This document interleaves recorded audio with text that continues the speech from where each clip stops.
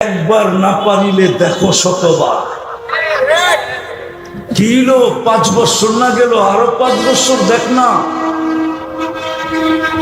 দিতে থাক, হোটেলে খাওয়াইতে থাক, পার্সেল পাঠাইতে থাক, কলিজা গুনা কইরা দরকার হলে পাঠায় দেয়, তোরটা বাইর করে গুনা করে পাঠায় দেয়। তারপরও দেখ I.ইউ লেখা পাঠাই কিনা, ঠিক না?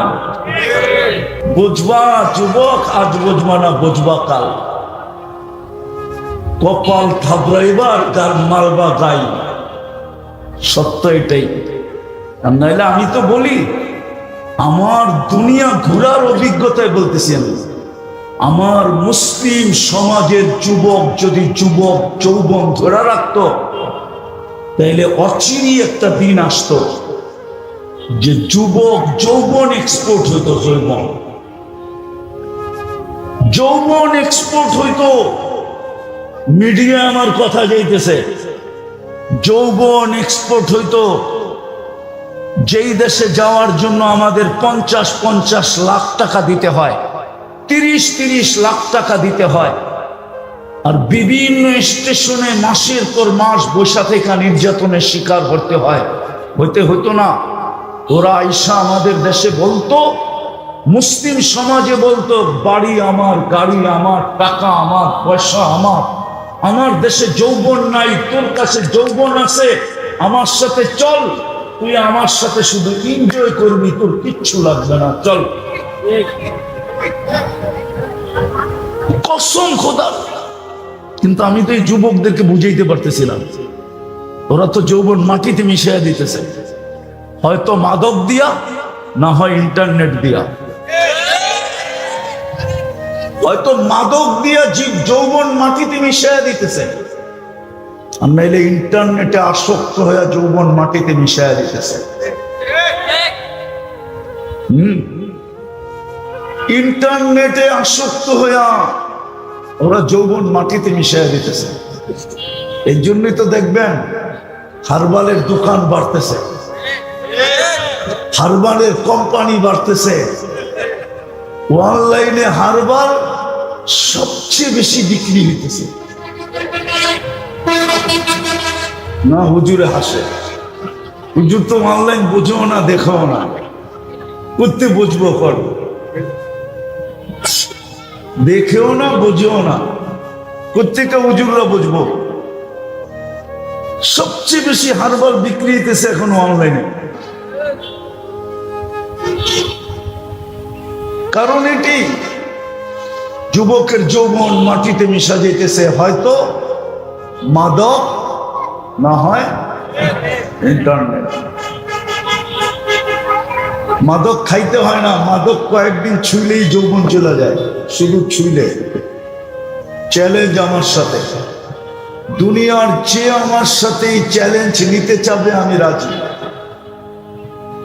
আমি ওকে দিয়ে 15 দিন মাদক শুধু ছোঁয়াবো, খাবে না, ছুঁইব, নাড়াচাড়া করব, 15 দিন পরে টেস্ট করে দেখবে ওর পয়েন্ট কমে গেছে, কসম খোদা। কেননা আল্লাহর রসুলের 100% লানাত এই মাদকের সাথে। আমার কাছে প্রমাণ আছে। আরাফার থেকে যখন হাজিরা মুজদালিফা আসে, তো একটা জায়গার ভিতরে গাড়িও দ্রুত চলে, মানুষও দৌড়ায়া পার হয়। আল্লাহর রসুল সাহাবাদেরকে বলছিল, দৌড়ায়া পার হও। বলছে কেন? বলছে 1000 বছর আগে আল্লাহর লানত এখানে পড়ছিল, দ্রুত গতিতে পার হও, নাইলে তোমাদেরও ছোঁয়া লেগে যেতে পারে।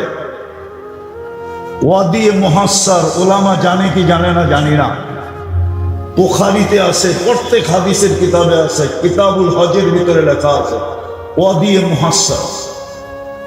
ঠিক এরকম মাদকের সাথে লানত মিশ্রিত। এটা ছুঁইলে যৌবন ডাউন হয়ে যায়। আমি চ্যালেঞ্জ দিব আমার সমাজের যারা মাদকের ব্যবসা করে, টপ টু বটম পর্যন্ত একজনেরও যৌবন স্বাভাবিক না। আমি পুরা জাতির সামনে অনলাইনে বলতেছি, টপ টু বটন যারা মাদকের ব্যবসা করে ওদের একজনের কাছে স্বাভাবিক যৌবন নাই। চ্যালেঞ্জ, ও দুনিয়ার যে কোনো হাসপাতালে চেক করতে বলবে, আমি পুরা অর্থ ব্যয় করব শুধু প্রমাণ করার জন্য, কিন্তু সার্টিফিকেটটা আমি নিয়ে নিব। চ্যালেঞ্জ। এই যুবকদের যৌবন মিটে যেতেছে। সারা দুনিয়া মুসলমান যুবকদেরকে লাগাইতেছে, হাম তো ডুবে হ্যাঁ সনম তুঝে লে ডুবেঙ্গে। ওরা তো ডুবে শেষ। এই জন্য আমাদের যুবকদেরকে দুইটা লাগাই দিছে, একটা মাদক আর একটা হলো ইন্টারনেট। কিন্তু ওদেরকে পায়ে ধরে বুঝাইলে ওরা বোঝে না। ওরা কয় থো মোল্লার কথা, ওরা আমাদেরকে মোল্লা বইলা উড়াইয়া দেয়। বুঝবা যুবক, যেদিন বাসর রাত্রে তোমার উইকেট পড়া যাব, তখন খালি একবার মডার্নে দৌড়াইবা, একবার কলিকতা হারবালে দৌড়াইবা। আমার চেয়ে বেশি হারবাল তোমরা দুনিয়ায় দেখো না। আমি 103টা দেশের হারবাল দেখছি, 103টা দেশে। আমার চেয়ে বড় এজেন্সি বাংলাদেশে কারো হতো না। আমি দেখছি কোনো হারবালে যৌবন নাই। যৌবন তো আল্লাহর কাছে। সাপ্লাই কোত্থেকে? এখান থেকে। আমেরিকান হারবালেও যৌবন নাই। আমি চেক করে বলতেছি, চেক গাইটা গুটা বলতেছি। তো যুবকদেরকে আমরা এখন বুঝাইতে চাই, পায়ে ধরা হাতে ধরা ওরা বোঝে না। কিন্তু বুঝবা যেদিন বাসর রাত্রে উইকেট পড়া যাবে, অথবা বুঝবা বিয়ের 2 বছর পরে উইকেট চলে যাবে। তুমি ক্যাচ আউট হয়ে যাবা, ক্যাচ আউট। রান আউট হইতে হবে না, তুমি ক্যাচ আউট হয়ে যাবা। রান করার আগে আউট হয়ে যাবা। আমার সমাজ তো মানবো না আমার কথা। এই জন্যই তো বাংলাদেশে পরকীয়ার তুফান চলতেছে।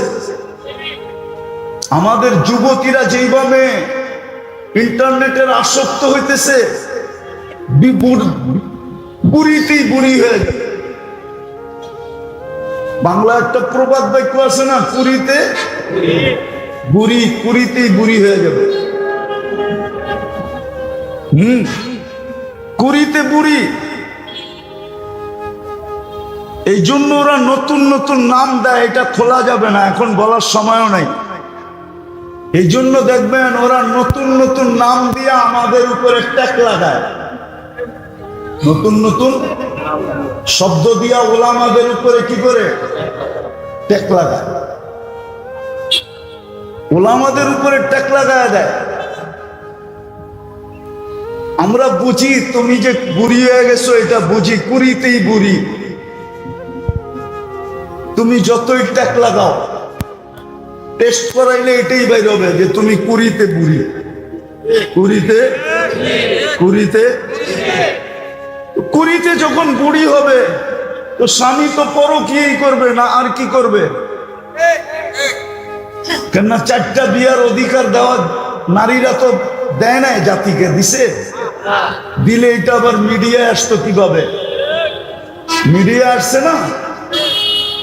আল্লাহ দিলে কি হইব? নারীরা তো দেয় নাই, ঠিক না? তাহলে এটা নিয়ে এত আলোচনা হইতো কেন? ওটা আমার বিষয় না। আমি যেটা বুঝাইতে চেতেছি ওটা বোঝেন। এই জন্য বাংলাদেশে এখন পরকীয়ার তুফান চলতেছে। মেয়ে কুড়িতেই বুড়ি, যুবকরা বিয়ের সাথে সাথে ক্যাচ আউট, বোল্ড আউট। হুজুরে কয় বোল্ড আউট, বোল্ড আউট হয়ে গেছে।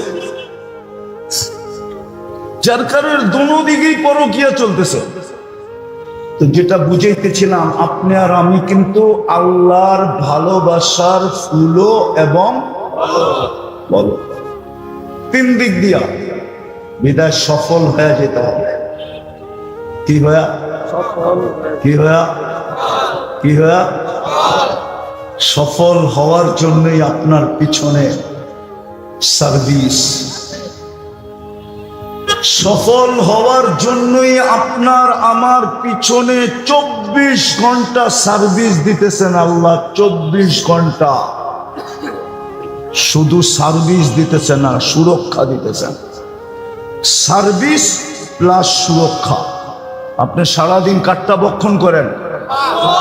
হ্যাঁ হ্যাঁ বলেন, সারাদিন আল্লাহ আল্লাহ কতটুকু করেন?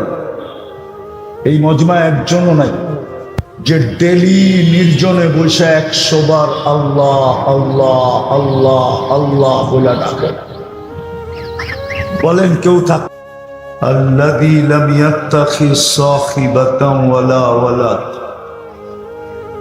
خلق الخلق وأحصاهم عدد رفع السماء بقدرته بغير عمد بسط الأرض بقدرته على ماء الجمد قسم الرزق فلا ينسى من خلقه أحد ولم يكن له كفوا أحد والصلاة والسلام على حبيبنا وحبيب ربنا مصطفى مجتبى لواء الحمد بيده يوم القيامة سيد الأولين والآخرين إمام المرسلين رسول رب العالمين خاتم النبيين حريص بالمؤمنين رؤوف رحيم صلى الله عليه وعلى آله وأصحابه وأتباعه صلاة وسلاما كثيرا كثيرا أما بعد فأعوذ بالله من الشيطان الرجيم بسم الله الرحمن الرحيم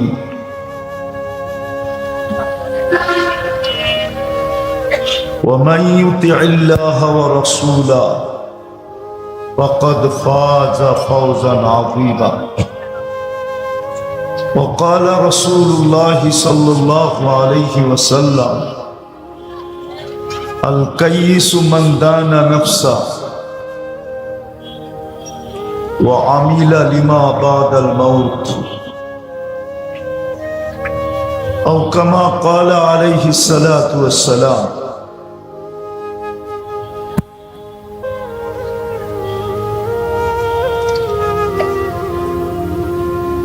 সুফা মাদ্রাসা কর্তৃক আয়োজিত উক্ত মাহফিলের সম্মানিত সভাপতি, উপস্থিত উলামায়ে কেরাম, এলাকার থেকে আগত মুসলমান ভাইয়েরা,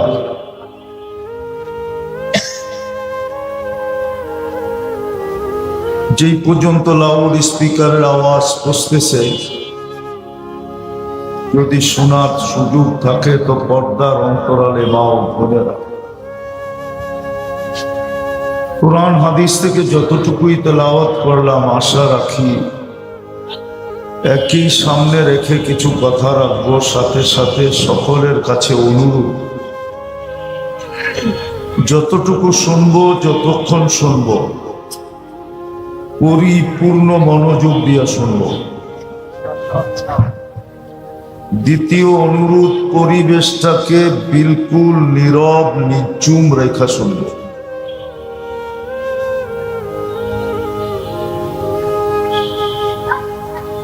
এটারও একটা কারণ আছে।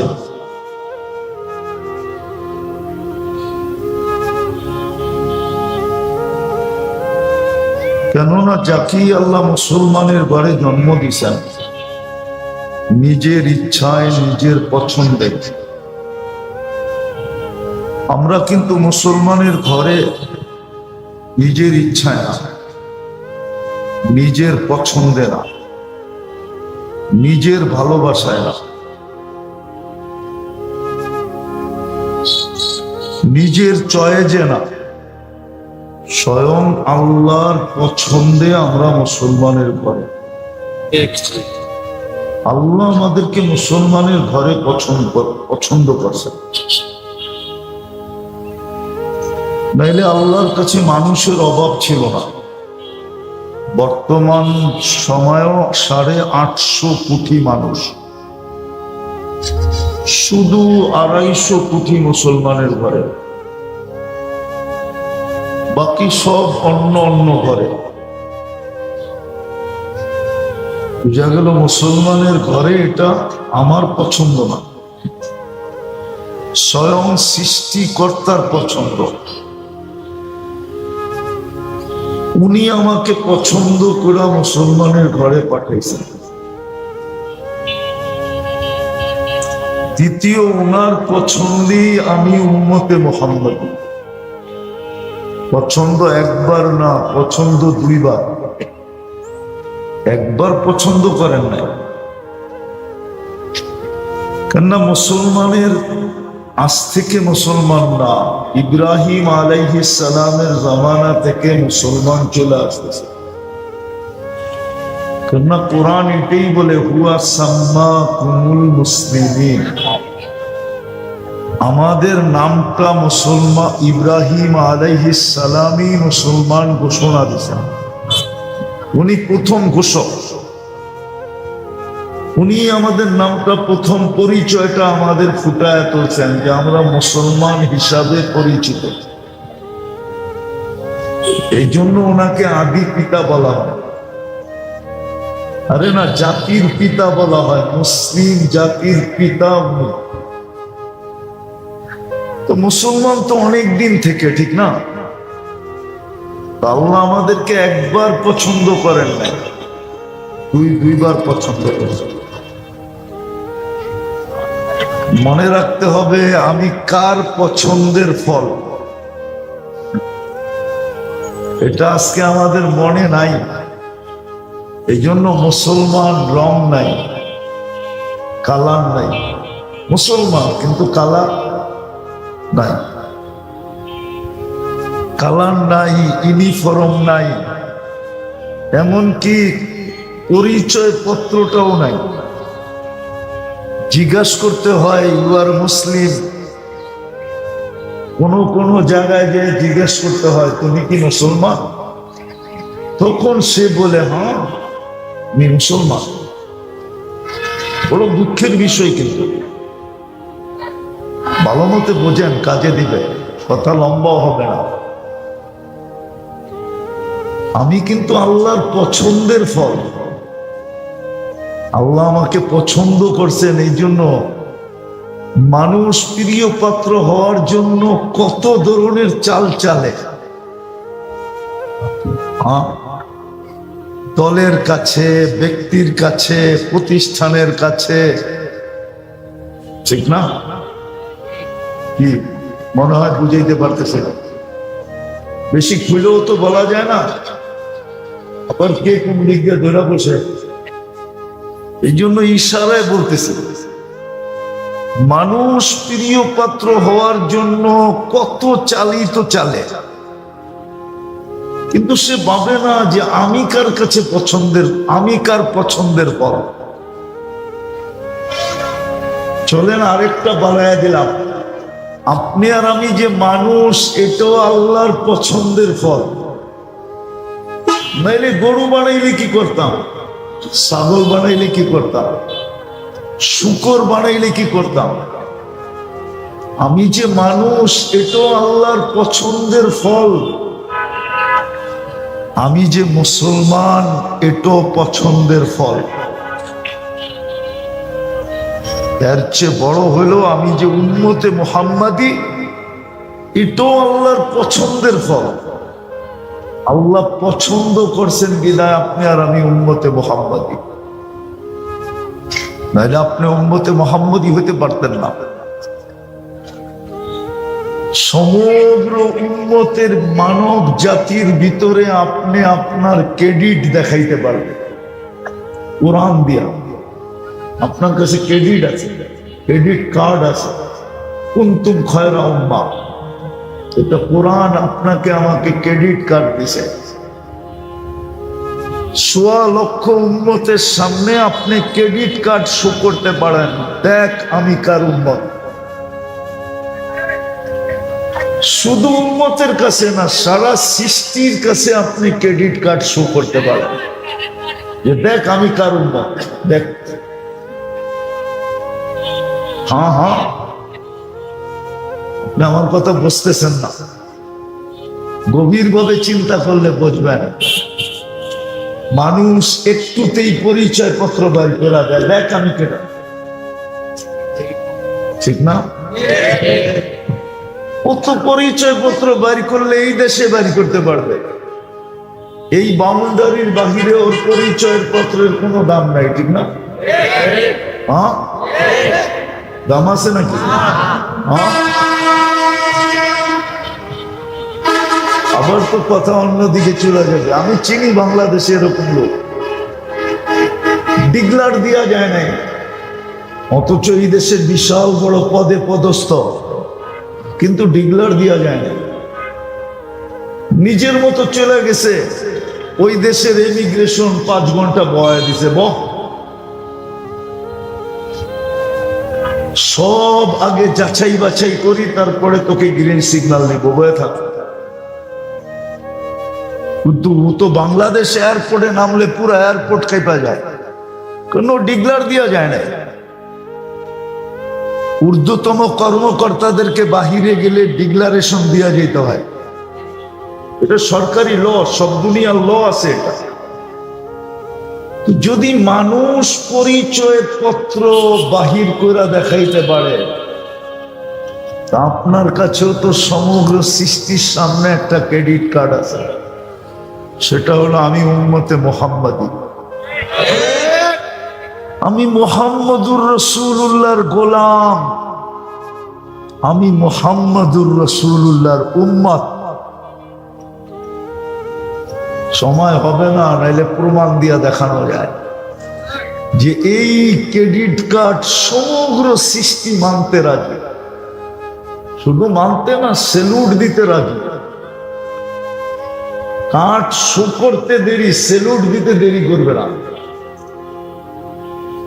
তো আমি যেটা বুঝাইতে চেয়েছিলাম যে আমি যে মানুষ, এটা আল্লাহর পছন্দের ফল, আল্লাহ পছন্দ করছেন আমাকে, এই জন্য আমি মানুষ, নাইলে আমি যা খুশি তা হইতে পারতাম, আল্লাহ যা খুশি তা বানাইতে পারতাম, শ্রেষ্ঠত্বের মুকুট আমার মাথায় লাগতো না। মানুষ বিদায় আমি সৃষ্টির ভিতরে সেরা। আমি যে মুসলমানের ঘরে, এটাও আল্লাহর পছন্দের ফল, আল্লাহ পছন্দ করছেন বিদায় আমি মুসলমানের ঘরে। আল্লাহ যদি পছন্দ না করতেন তাহলে আমি মুসলমানের ঘরে হইতাম না, জানি না কোথায় হইতাম। তৃতীয় আল্লাহর পছন্দের ফল আমি উম্মতে মুহাম্মদ, শ্রেষ্ঠত্বের দ্বিতীয় মুকুট আমার মাথায়। কুনতুম খায়রা উম্মাহ,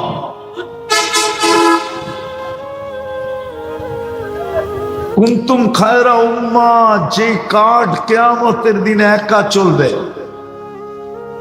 কিয়ামতের দিন একটা কার্ডই আল্লাহর কাছে সবচেয়ে বেশি গ্রহণযোগ্য কার্ড হবে, সেটা হবে উম্মতে মুহাম্মাদির কার্ড। এই জন্য উলামা মানবে না, এই জন্য এই উম্মতকে আল্লাহ কোরআনে ইঙ্গিত দিছে, সুহাদা আলান নাস, ওদের কার্ড চলবে বিদায়ী তো আমি কিয়ামতের দিন তোদেরকে রাজ সাক্ষী হিসাবে আমার পাশে দাঁড় করাবো। আমরা কিয়ামতের মাঠের রাজ সাক্ষী। কি আমরা কিয়ামতের মাঠের রাজ সাক্ষী? দুনিয়ায়ও আছে, রাজ সাক্ষী হইলে শাস্তি কইমা যায়। কি শাস্তি?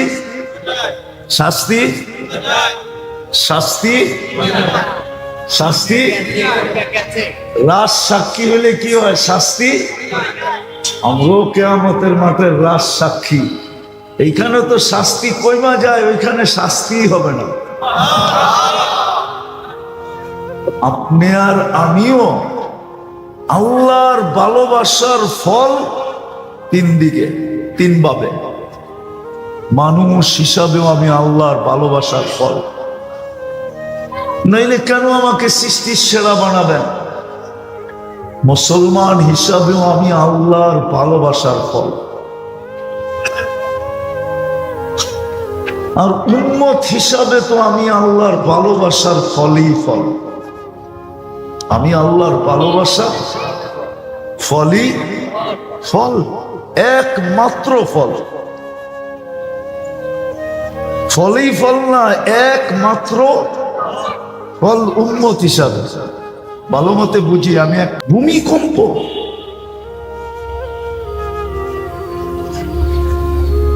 7.8 আসলো, একজন মানুষ মারা গেল না। একটা টিনের ঘরের থেকে একটা টিন পর্যন্ত খসলো না। 5.7 আইসা এতগুলা লোক নিয়ে গেল, এতগুলা বাড়ি এফেক্টেড হইল। তাইলে বুঝা গেল চাবি উপরে, বুঝা গেল, বুঝা গেল চাবি, চাবি, মিটার, অ্যাক্সেলেটার, অ্যাক্সেলেটার বোঝেন?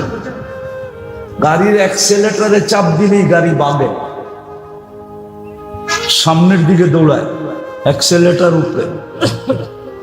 আমি যেটা বুঝাইতেছিলাম, ভালো মতে বোঝেন, আপনি আর আমি কিন্তু আল্লাহর ভালোবাসার ফুল ফল, ফুলও ফল। কেননা ফুল হইলেই তো ফল হয়, ফুল না হইলে তো হয় নাকি? হ্যাঁ, ফল আগে আসে, ফুল পরে আসে না, আগে ফুল আসে? এলে আল্লাহর ভালোবাসার ফুলও আমি, ফলও আমি। সফল হয়ে যেতে হবে, কসম খোদার, সফল হয়ে যেতে, সফল হয়ে যেতে হবে। আপনি যখন ফুল, আপনি যখন ফল, তো আপনাকে সফল হয়ে যেতে হবে। সফল এই দুনিয়ার সফলতা না, চিরদিনের সফল হয়ে যেতে হবে, চিরদিনের, চিরদিনের সফল। এই জন্যই কিন্তু আল্লাহ টেন্ডার ড্রপ করছেন, কোরআনে খুঁজলে পাওয়া যায়। এই জন্যই আল্লাহ বলছে, তুই তো আমার ফল, তুই আমার ফুল, ভালোবাসার ফল, ভালোবাসার ফুল, ভালোবাসার ফল। আমি তোর জন্যই টেন্ডার শো করলাম, ইন্নাল্লাহ আশতারা, আমি তোকে কিনবো। যদি আল্লাহকে জিজ্ঞাসা করি কি দিয়া কিনবেন? দুনিয়ার মানুষ তো কাগজ দিয়া কিনে। দুনিয়ার মানুষ কি দিয়া কিনে? কাগজ চিনেন? কি? কারেন্সি। টাকা কোয়েন না, কারেন্সি। এক এক দেশে এক এক নাম, ঠিক না? আর ছাপের পার্থক্য, ঠিক না? নামের পার্থক্য আর কি এর পার্থক্য? ছাপের পার্থক্য। আমেরিকা ছাপ দিলে নাম হয় ডলার, ইংল্যান্ডে ছাপ দিলে নাম হয় পাউন্ড, ইউরোপে ছাপ দিলে নাম হয় ইউরো, সৌদি আরবে ছাপ দিলে নাম হয় রিয়াল, মালয়েশিয়ায় ছাপ দিলে নাম হয় রিঙ্গিত, কুয়েতে ছাপ দিলে নাম হয় দিনার, কানাডায় ছাপ দিলেও নাম হয় ডলার, কিন্তু মান কম। অস্ট্রেলিয়ায় ছাপ দিলেও হয় ডলার, কিন্তু মান কম। সিঙ্গাপুরে ছাপ দিলেও নাম হয় ডলার, কিন্তু মান কম। আমরা ছাপ দিলে হয় টাকা, কি? আমরা নাম রাখছি কি? দুনিয়ার মানুষ লেনদেন করে কাগজ দিয়া, অর্থাৎ কারেন্সি দিয়া। আল্লাহ বলে, আমি তোকে লেনদেন করব জান্নাত দিয়া, জান্নাত। কি কি দিয়া? জান্নাত দিয়া। জান্নাত তো চিনেই না। জান্নাত যদি চিনতো, যারা আল্লাহর ভালোবাসার ফুল আর ফল, এরা যদি জান্নাত চিনতো, জান্নাত তো চিনে না। নাম জানে কিন্তু জিনিসটা কি চিনে না। নাম জানি আমরা, নাম, কিন্তু জিনিসটা কি, জিনিসটা চিনি না আমরা, নাম জানি। অনেক জিনিসের নাম জানি আমরা, কিন্তু জিনিস চিনি না। জিনিসটা কি? জিনিসটা কি চিনি না। নাম জানি কিন্তু চিনি না। চিনেন? অনেকে এখানে আছে চিনবেন না, হয়তো চিনলেও চিনতে পারেন। এখন যুবকরা খুব চিনে। নাচুস আছে না? নাচুস চিনেন সবাই? আরে হনা কন্যা, হ্যাঁ, কিন্তু নামটা আছে দেখবেন, কিন্তু আপনি জিনিসটা চিনেন না। এরকম জান্নাতের নাম জানি, জান্নাত চিনি না। আল্লাহ বলে আমি জান্নাত দিয়া তোকে কিনবো। সফল হয়ে আয়। সফল দুনিয়ার সফলতা না। কতক্ষণ দুনিয়ার সফলতা, আর কত দেখবেন? বেঁচে থাকলে আরো দেখবেন। অনেক দেখছেন, অনেক দেখবেন। হ্যাঁ, আমি মাঝে মাঝে বলি রাগ হয়ে যাবেন কি, রাগ হয়ে যাবেন কিনা? আচ্ছা, কে কে হ্যাপি লেখা কাটে কেন? কে কে লেখা থাকে না হ্যাপি বার্থডে, হ্যাপি লেখা ট্র্যাক্টরে কাটে কেন? কি কি কেন কাটে? ভিতরে কাইটা টুকরা টুকরা করে কেন? হ্যাঁ, আপনাদের অ্যানালাইসিস আমার অ্যানালাইসিস এক হলো না। আমার অ্যানালাইসিস হইল কেকটাকে আইনা রাগ কইরা, যার উপরে রাগ হয় ওকে ছিঁড়া বিরা টুকরা টুকরা করে, যে হ্যাপি তো হওয়ার কথা ছিল আমার, আমি তো হইতে পারলাম না, তোর গায়ে হ্যাপি লেখা কেন? তোরে বাড়িতে নিমু, টুকরা টুকরা করে খায়া বেনিশ করে বাড়ি করে দেবো। তুই হ্যাপি হইলি কেন? হ্যাপি তো হওয়ার কথা ছিলাম আমি। আমি তো সন্তান নিয়ে হ্যাপি হইতে পারলাম না। ভাবলাম সন্তান আসলে হ্যাপি হব, হ্যাপি তো হইতে পারলাম না। ভাবলাম স্ত্রী আসলে হ্যাপি হব, স্ত্রী আসার পরে তো হ্যাপি হইতে পারলাম না। ভাবলো স্বামী হইলে হ্যাপি হব, কিন্তু স্বামীকে নিয়ে তো হ্যাপি হইতে পারলাম না। হ্যাপি তো হয়ে গেল কেক, বিদায় ওরে রাখা যাবে না, ওরে টুকরা টুকরা টুকরা টুকরা কইরা চাবায়া চাবায়া নিঃশেষ করে ওকে ভেনিশ করে বাড়ি করে দিতে হবে। এটা হলো আমার অ্যানালাইসিস। আপনাদের অ্যানালাইসিস সাথে আমার অ্যানালাইসিস মিলে নাই। কেউ তো হ্যাপি না। কি হ্যাপি? হ্যাঁ বলেন, হ্যাপি? হ্যাপি? আজ বুঝবি না বুঝবি কাল। যুবকরা তো বুঝে না, খালি ফুল দেয় 14 তারিখে। আজ বুঝবি না বুঝবি কাল, কপাল থাবড়াবি আর মারবি গাল। এরা তো বুঝে না, এরা 14 তারিখে ফুল দিতেই থাকে, সেকো খাইতে থাকে, ফুলও দিতে থাকে, আর একজন আরেকজনকে প্রবাদ বাক্য বলতে থাকে, একবার না পারিলে দেখো শতবার। কিল 5 বছর না গেল, আরো 5 বছর দেখ না, দিতে থাক, হোটেলে খাওয়াইতে থাক, পার্সেল পাঠাইতে থাক, কলিজা ভুনা কইরা দরকার হলে পাঠায় দেয়, তোরটা তোরটা বাইর কইরা ভুনা করে পাঠায় দেয়। তারপরও দেখ I.U লেখা পাঠাই কিনা, ঠিক না?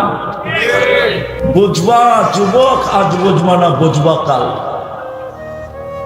কপাল থাবড়াইবার গার মালবা গাই, সত্য এটাই। আর নাইলে আমি তো বলি, আমার দুনিয়া ঘোরার অভিজ্ঞতায় বলতেছি আমি, আমার মুসলিম সমাজের যুবক যদি যুবক যৌবন ধরে রাখত, তাইলে অচিরই একটা দিন আসতো যে যুবক যৌবন এক্সপোর্ট হইতো। যৌবন এক্সপোর্ট হইতো। মিডিয়া আমার কথা যাইতেছে, যৌবন এক্সপোর্ট হইতো। যেই দেশে যাওয়ার জন্য আমাদের 50-50 লাখ টাকা দিতে হয়, 30-30 লাখ টাকা দিতে হয়, আর বিভিন্ন স্টেশনে মাসের পর মাস বৈশা থেকে নির্যাতনের শিকার হতে হয়। হইতো না?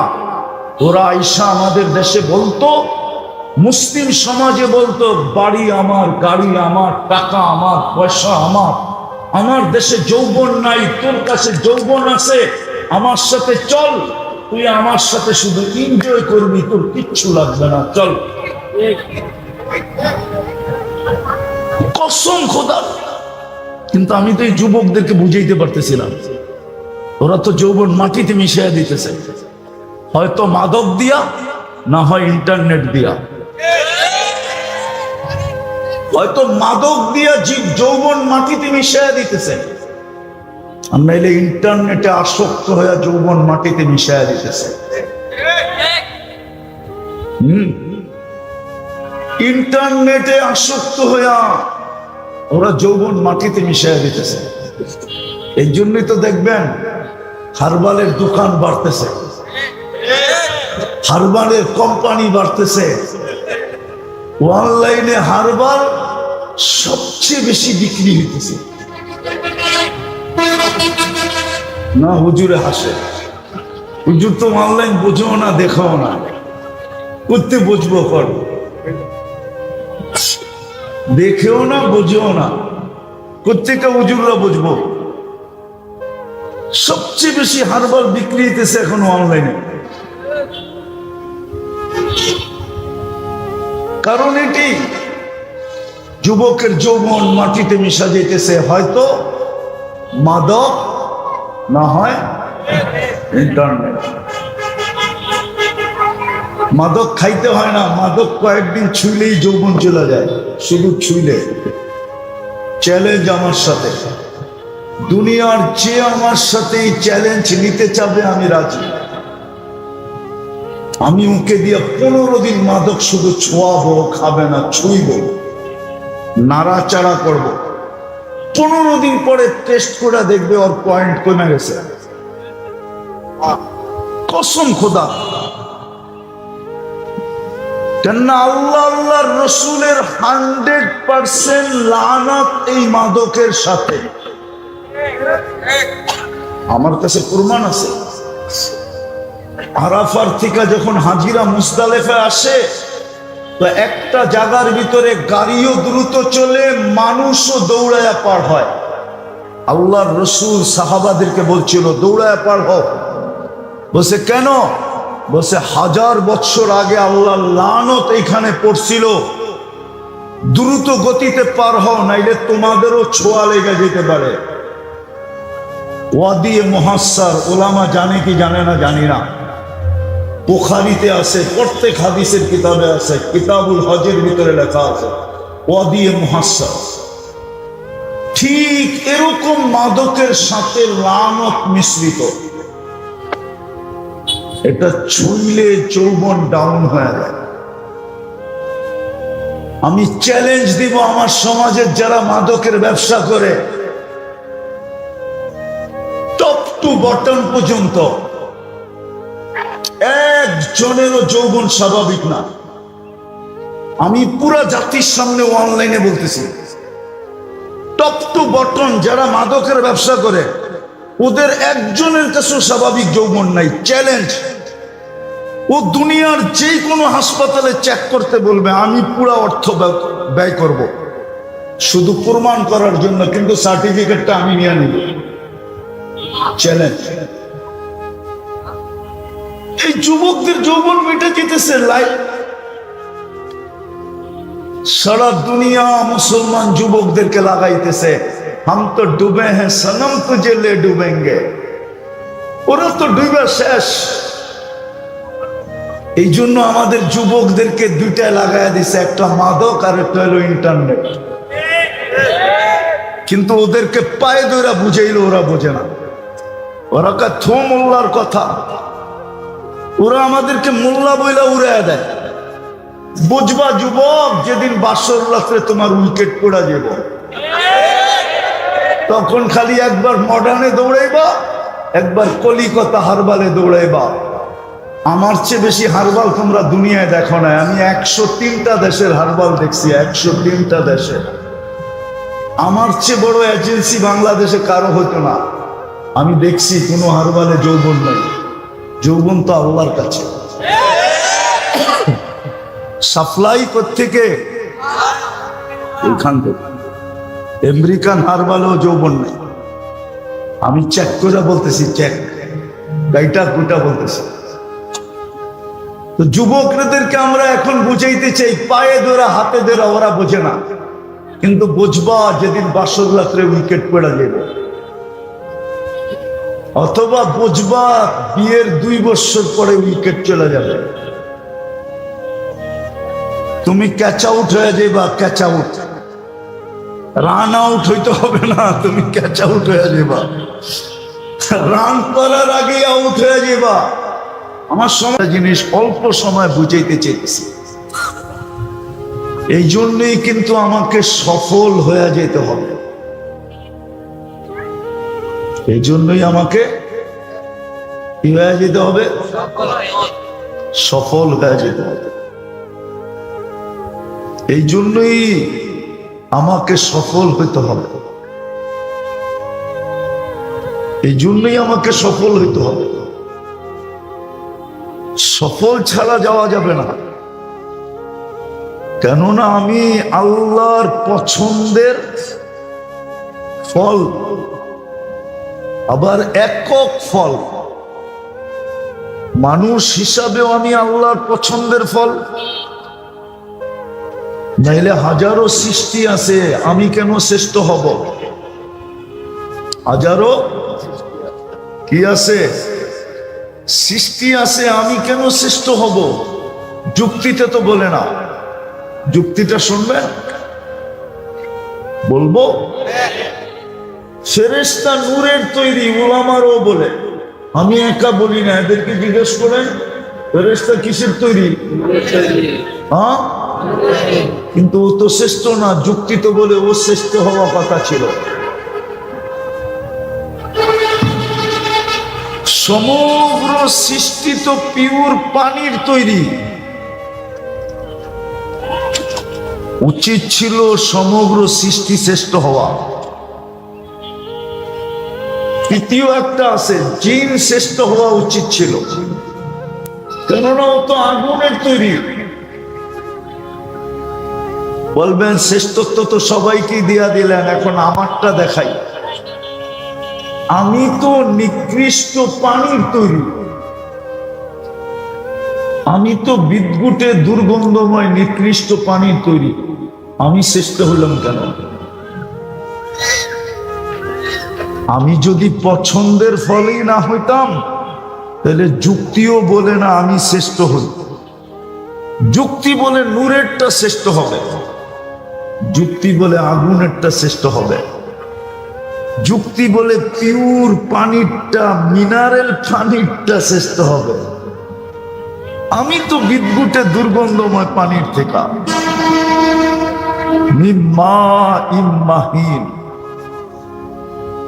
বুঝা গেল আমি শ্রেষ্ঠ কেন? আমি আল্লাহর ভালোবাসার ফল, এই জন্য আমি শ্রেষ্ঠ। ভালোবাসাটা যেমনই হোক, উর্দুতে প্রবাদ বাক্য আছে, বুঝবেন কিনা জানি না, দিল লাগি দেওয়ার সে করি কে চিজ না, মনে হয় বোঝেন নাই। বুঝছেন? বুঝেন নাই মনে হয়, ঠিক না? প্রেম হয়ে গেছে দেওয়ালের লগে, তুই এখন পড়ি দেখাইলে লাভ কি? হয়েই তো গেছে, হয়েই তো। এখন পড়ি দেখায় কি লাভ হবে? হয়ে তো গেছে। হয়ে যাওয়ার আগে দেখাইতেই তাইলে চিন্তা করতাম। দিল তো লেগে গেছে দেওয়ালের লগে। এই জন্য মাঝে মাঝে দেখলে হাসি লাগে, মাঝে মাঝে দেখলে কিন্তু আবার এটার জবাবও পাওয়া যায় যে ওর চোখ যদি আমার চোখে লাগায় দেই, আমারটা ওর চোখে লাগায় দেই, তো আমিও এটা সারাদিন আঙ্গুল ধরে করতে থাকবো। মনে হয় বোঝেন না, বিয়া শাদী করেন নাই, করতে বুঝবেন। যুবকরা খায় ফিডার, করতে কা বুঝবো। মাঝে মাঝে রাস্তাঘাটে দেখা যায়, ঠিক না? কি মনে হয় বোঝেন না? তখন বোঝা যায় যে দিল লেগে গেছে। কি করবো? ওই যে মজনুরে যে জিজ্ঞাসা করছে, তুই এত বড় পাগল কি লেগা? লাইলি তো সুন্দরী না, ও তো কাইলা।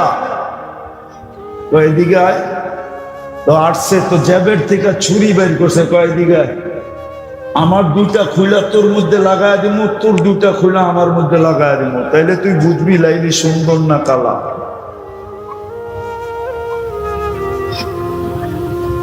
আপনি আর আমি যে মানুষ, এটা আল্লাহর ভালোবাসার ফল। নাইলে যুক্তি বলে না মানুষ কেন শ্রেষ্ঠ হবে। এটা তো নিকৃষ্ট পানির থেকে তৈরি, মিম্মা ইম্মাহিন। আমি তো কোরআন দিতেছি, বানায় তো বলতেছি না। সবচেয়ে নিকৃষ্ট পানির তৈরি মানুষ, কিন্তু আল্লাহ বলে নিকৃষ্ট হইলে পানির হইলে কি হবে, আর ওটা নূরের হইলে কি হবে? এটা তো ভালোবাসার ফল। কিন্তু বুঝলো না মানুষ, বুঝলো না। দোষ আমারও আছে, আমিও বুঝাইতে পারলাম না। জাদু তো জানি না, তাইলে তো বুঝাইয়া দিতাম, কমসে কম আমার জাতিকে বুঝাইয়া দিতাম। মানুষ আল্লাহ হওয়া আল্লাহর ভালোবাসার ফল, আর মুসলমান হওয়াও আল্লাহর ভালোবাসার ফল। কোরআনে ইঙ্গিত আছে, মাইয়ুরিদিল্লাহু আইয়াহদিয়াহু ইয়াশরাহ সাদরাহু লিল ইসলাম। মুসলমানের ঘরে জন্ম নেওয়া ভালোবাসার ফল, আর উম্মতে মুহাম্মদী হওয়া এটা ভালোবাসার একক ফল। এটার কোনো দ্বিতীয় নাই।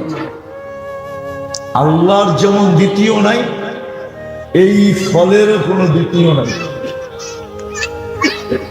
কসম খোদা, আল্লাহ যেরকম আউয়াল, এই ফলটাও আউয়াল, উম্মত হিসাবে আউয়াল। আল্লাহ যেরকম আখের, এই ফলটাও উম্মত হিসাবে আখের। বিদায় সফল হয়ে যেতে হবে। আমরা কিন্তু ভালোবাসার ফল, আমরা কিন্তু ভালোবাসার সফল হয়ে যেতে হবে। কিন্তু আমাদের ডিকশনারি তো সফলতা একটা জিনিসকে বোঝায়, আমাদের কালচারে তো সফলতা একটা জিনিসকে বোঝায়, আমাদের কালচার সংস্কৃতিতে সফলতা একটা জিনিসকে বোঝায়, আরেকটা আমার জাতি জানেই না। আমার তারপরেই কোরআন চিৎকার দিছে, আফাহাসিবতুম আন্নামা খালাকনাকুম আবাস। আল্লাহ বলে, তুই আমার ভালোবাসার ফল বা ফুল সফল হয়ে আসতে হবে, এটাই দাবি। কিন্তু আমাদের ডিকশনারিতে তো সফলতা এটাকেই বলে, এই জগতে সফল হওয়া, অল্প বয়সে হওয়া, অল্প দিনে হওয়া, রাত কোটিপতি হওয়া। আমার ডিকশনারি এটাকেই সফলতা বলে, রাত কোটিপতি হয়ে যাওয়া। আমার সমাজ এটা কি সফলতা বোঝে? আমার সংস্কৃতি এটা কি সফলতা বোঝে? এটা আমার বোঝানো উদ্দেশ্য না। আমার বোঝানো উদ্দেশ্য হলো চিরদিনের সফলতা। যেটা আমি ভাবতেছি এটা সফলতা না, এটা সফলতা হলে ঐতিহ্য হইতো না। আজকে তো শুধু ঐতিহ্য থেকে যায়, ব্যক্তি তো থাকে না, বংশ তো থাকে না। নাইলে আপনি আমাকে দেখান যারা 700 বৎসর রাজত্ব করছে মুঘলরা এই ভারতবর্ষে, ওদের একজন সন্তান এখনো নাই, একজন সন্তানও নাই। মুঘলদের কোনো সন্তান নাই, একজন ছিল, 2 বছর আগে ওটা ভেনিস, শুধু একজন সন্তান ছিল, ওর নাম ছিল নিরালে আলম। ও ইন্ডিয়ায় থাকতো না, পাকিস্তানে থাকতো, ও শেষ। কোরআনের কথাই সত্য, ইন্না শানিয়াকা হুয়াল আবতার। আল্লাহ বলে তোকে ভালোবাসার ফুল বানাইছি, তুই বিরোধিতা করে কতদিন চলবি? তোকে ভালোবাসার একক ফুল বানাইছি, একক ফুল। মনে হয় আপনি একক ফুল বোঝেন না আমার কথা। উম্মতে মুহাম্মদী হইতে পারা মানে আপনি আর আমি আল্লাহর একক ভালোবাসার ফুল, ওয়ান পিস। একটাই শুধু পিস আছে, এটা। আপনি বিরোধিতা করে কতদিন চলবেন? ভাবতেছিলাম তো এই শুক্রবারের আগের শুক্রবারে, যেই দিন সবচেয়ে বড় ভূমিকম্প আসছিল ঢাকাতে, 5.7, কিন্তু জানি না অভিজ্ঞ লোকগুলা এটাকে 5.7 বলে কেন। আমরা তো এত বড় ধাক্কা জীবনে দেখি নাই। এখানে কেউ বলুক যারা ভূমিকম্প দেখছে, এরকম লড়া কেউ দেখছে? 7.8 তো দেখলাম। 31st নাইটের পরের দিন যেটা আসছিল 2013 কি 14-তে, ফজরের সময় ভোর 5:05, এটা তো 5.7, ওটা তো ছিল 7.8, 2.1 বেশি, কিন্তু ওটাও তো এরকম লড়া দেয় না। এতগুলা জীবন হানি হয় নাই, এতগুলা বিল্ডিং এ ফাটল ধরে নাই। আমি মাঝে মাঝে একা ভাবি, আমি কোনো বিরোধিতা করতেছি না, যে এটা হেক্টর স্কেলে এত কম আসলো কেন, কিন্তু আমি যেটা ভাবতেছিলাম ওটা বুঝাইতেছি। আমি ভাবছিলাম ওই দিন মনে হয় মসজিদে আমার জায়গাটাও আমি পাবো না। বলবেন আপনার জায়গাটা মানে? আমি যদিও ইমাম, আমি ভাবতেছিলাম উপচে পড়া ভিড় এরকম হবে, হয়তো কোনো মুসল্লি বলবে ইমাম সাহেব জায়গা পাই না, কি করবো, সরেন আপনি, এতদিন তো আপনি বসতেন, আজকে আমি একটু জায়গা নেই। কিন্তু মনে হয় না কোনো মসজিদে একজন মুসল্লি বাড়ছে, একজন মুসল্লিও বাড়ে। আচ্ছা, শুক্রবার গেল, শনিবার আবার 2 বার হলো, ভাবছিলাম আজকে হয়তো উঠছে পড়া ভিড় হবে, কিন্তু একজন মুসল্লিও বাড়ে না। আবার রবিবারে হলো, ভাবলাম আজকে মনে হয় উঠছে পড়া ভিড় হবে, কিন্তু একজন মুসল্লিও বাড়লো না। এক সপ্তাহের ভিতরে টানা 4 বার হলো, বৃহস্পতিবার দিনও হয়েছিল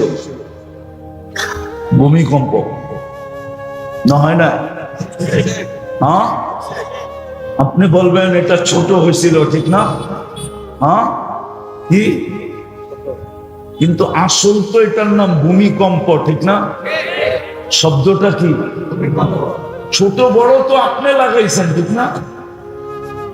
কি এই শব্দটা কে লাগাইছে? ছোট বড়। আসল এটার নাম কি? ভূমি। জাতি শুধু সফল হওয়া ইহ জগৎ বোঝে, যে এইখানে সফল হওয়া।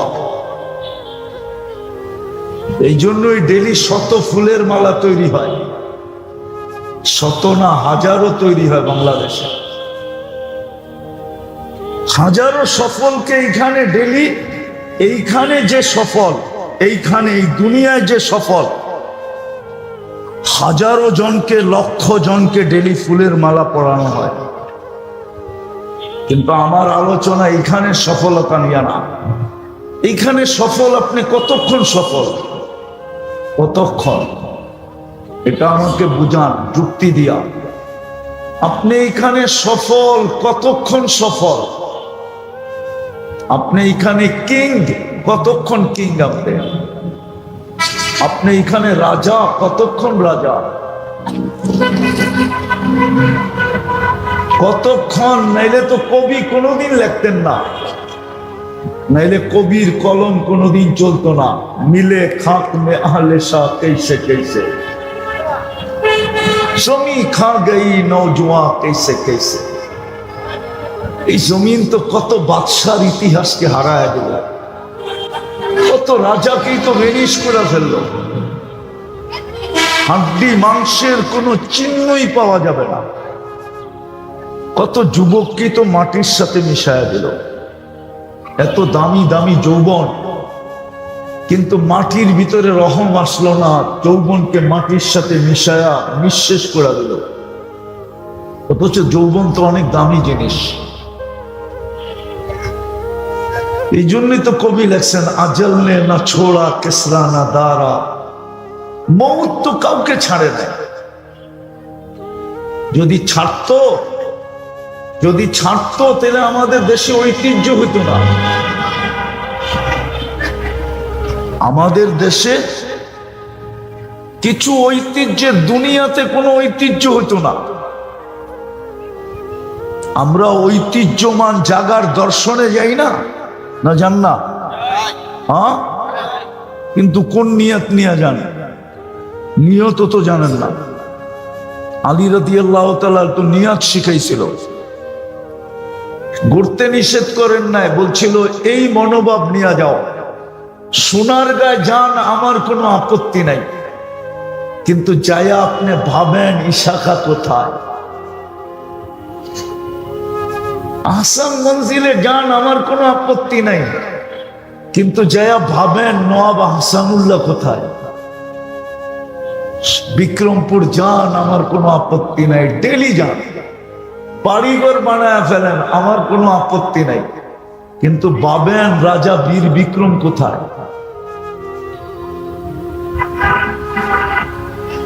রাজা বীর বিক্রম কোথায়? রাজবাড়ি যান, আমার আপত্তি নাই, কিন্তু এখানে যে ভাবেন রাজা কোথায়। লালবাগ কিলায় যান, আমার কোনো আপত্তি নাই, কিন্তু যায়া ভাবেন মালিক কোথায়।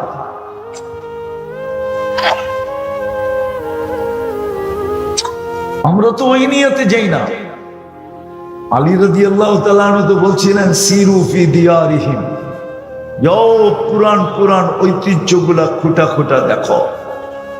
সিরু ফি দিয়ারিহিম অনজুর ফি আসারিহিম, যাও ঘোরো, ওদের নিদর্শনগুলা খুঁটা খুঁটা দেখো। তারপরে মনে মনে বলো, আইনা হাল্লু, ঐতিহ্য তো আছে, তোমরা কোথায়?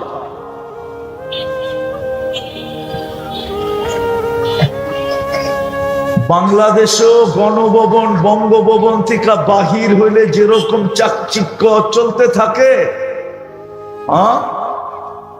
ঠিক একদিন সোনার গায়েও ছিল।